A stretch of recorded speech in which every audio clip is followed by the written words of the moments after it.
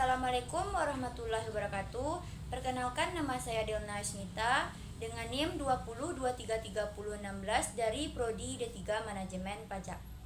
Baiklah, video ini saya buat untuk menyelesaikan ujian akhir semester mata kuliah perencanaan pajak. Diperintahkan untuk menganalisis sebuah kasus. Kasus yang saya ambil yaitu analisis penerapan tax planning dalam upaya efisiensi beban pajak penghasilan.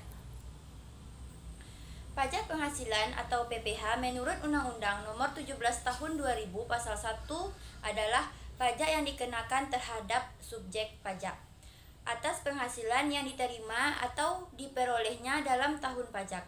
Atau dengan kata lain, pajak penghasilan merupakan pajak langsung yang dipungut pemerintah pusat atau merupakan pajak negara.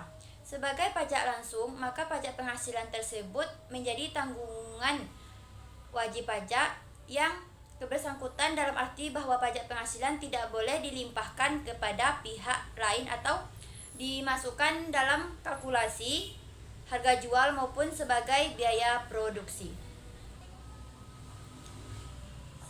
Selanjutnya, pajak penghasilan pasal 25, wajib pajak baik berupa orang pribadi ataupun badan yang melakukan suatu kegiatan usaha dikenai pajak penghasilan pasal 25 berupa angsuran PPh tiap bulannya. Pajak penghasilan pasal 25 atau PPh pasal 25 adalah pembayaran pajak penghasilan secara angsuran. Tujuannya adalah untuk meringankan beban wajib pajak. Mengingat pajak yang terutang harus dilunasi dalam 1 tahun, pembayaran ini harus dilakukan sendiri dan tidak bisa diwakilkan. Selanjutnya, penerapan tax planning dalam upaya efisiensi pajak penghasilan. Ada 3. Yang pertama, tidak melanggar ketentuan perpajakan.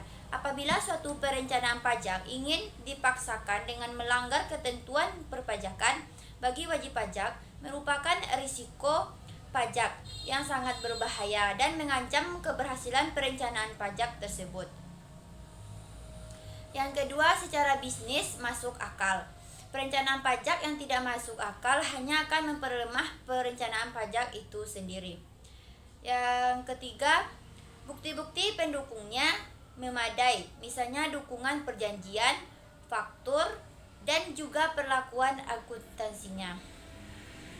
Dalam manajemen pajak, perencanaan pajak merupakan tahap pertama untuk selanjutnya dikelola dan bagaimana perusahaan itu akhirnya mengendalikannya. Fungsi perencanaan merupakan titik berat dalam manajemen pajak. Karena fungsi ini ditetapkan dengan cara-cara yang akan dilaksanakan untuk penghematan pajak. Kemudian tahapan dalam perencanaan pajak. Yang pertama yaitu menganalisis informasi yang ada atau analysis of the existing database. Faktor-faktor yang harus diperhatikan yaitu yang pertama, fakta yang relevan.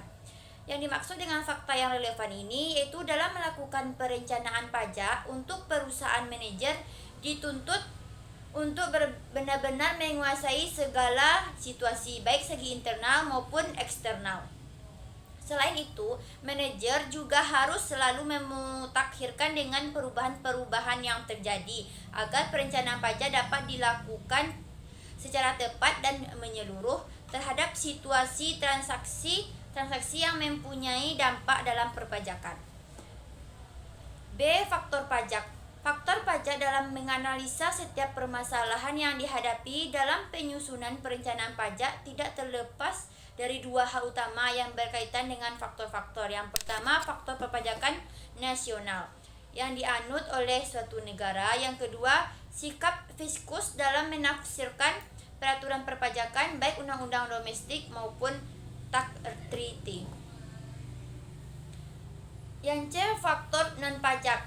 Beberapa faktor non-pajak yang relevan untuk diperhatikan dalam penyusunan suatu perencanaan pajak antara lain masalah badan hukum, masalah mata uang dan nilai tukar, masalah pengawasan devisa, masalah program intensif investasi, dan masalah faktor non-pajak lainnya.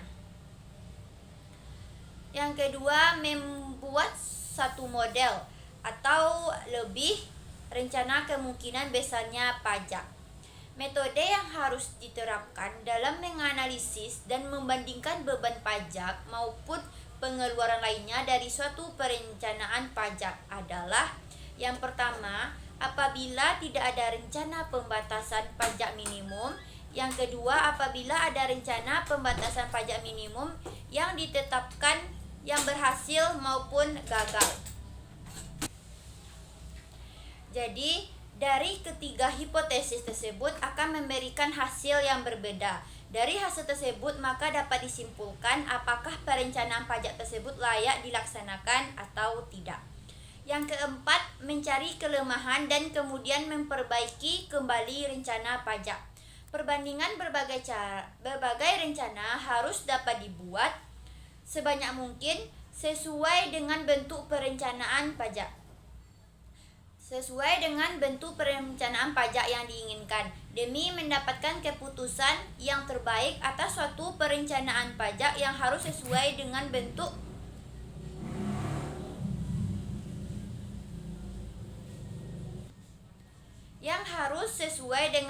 transaksi dan tujuannya. Yang kelima yaitu memutakhirkan rencana pajak. Pemutakhiran dari suatu rencana adalah konsekuensi yang perlu dilakukan sebagaimana dilakukan oleh masyarakat dinamis. Oleh karena itu harus diperhitungkan setiap perubahan yang terjadi baik dari undang-undang maupun faktor lain yang mempengaruhi perencanaan pajak.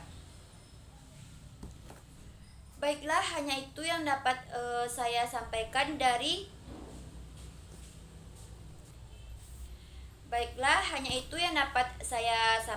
Kalau ada kekurangan dan kesalahan dalam penyampaian, saya mohon maaf. Assalamualaikum warahmatullahi wabarakatuh.